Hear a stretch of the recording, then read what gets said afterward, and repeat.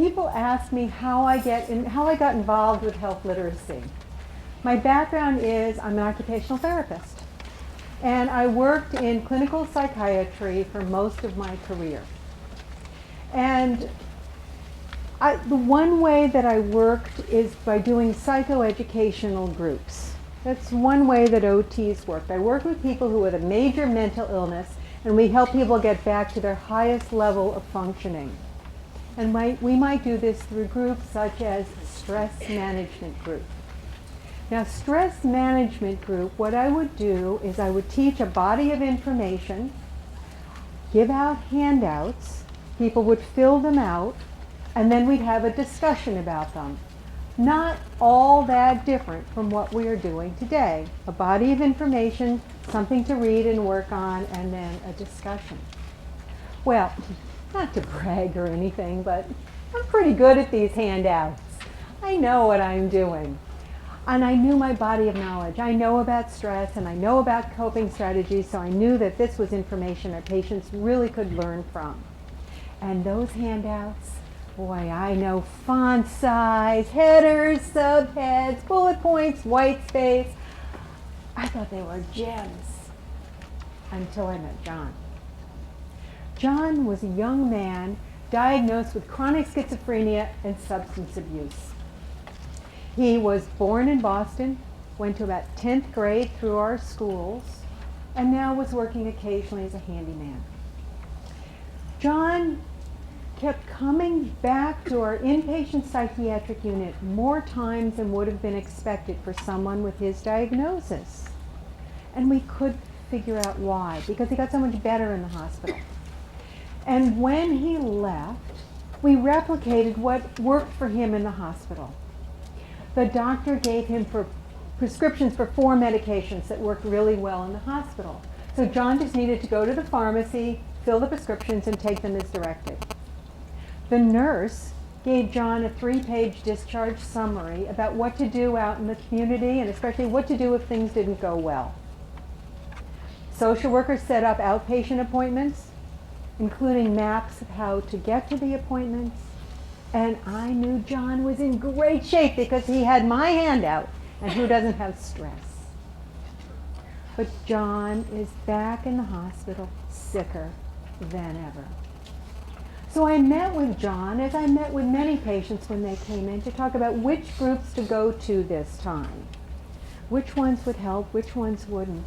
And he was really out of sorts, and we did know each other, but he was just, I hate this place. Groups are stupid. I didn't get the food I want here. So instead of going down that same path that apparently was not working, thought, well, let's do something different. So he and I agreed to meet, just the two of us, the next day. So I come onto the unit, it's a double-locked psychiatric unit, and find a private space to meet in one corner there. And we sit down talking, and we start talking, and we're working up to stress in his life, so I figured now's the right time. I bring out my gem of a handout, put it on the table, and pushes it back.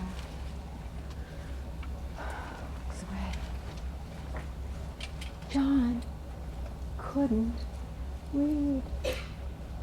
He never told me, but I'd never asked. No wonder he couldn't benefit from the groups. He was missing all that information that was on the handout and the discussion that followed.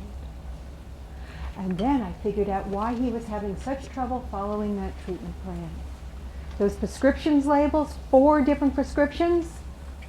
Do you know how hard it is to read that little tiny label on a pill bottle filled with numbers and acronyms and who knows what on there? The discharge instructions that the nurse worked so hard to make so complete, words after words after words. The map that the social worker gave him, as we will be talking, maps are about the most difficult pieces of information to understand. And my gem of a worksheet, absolutely useless.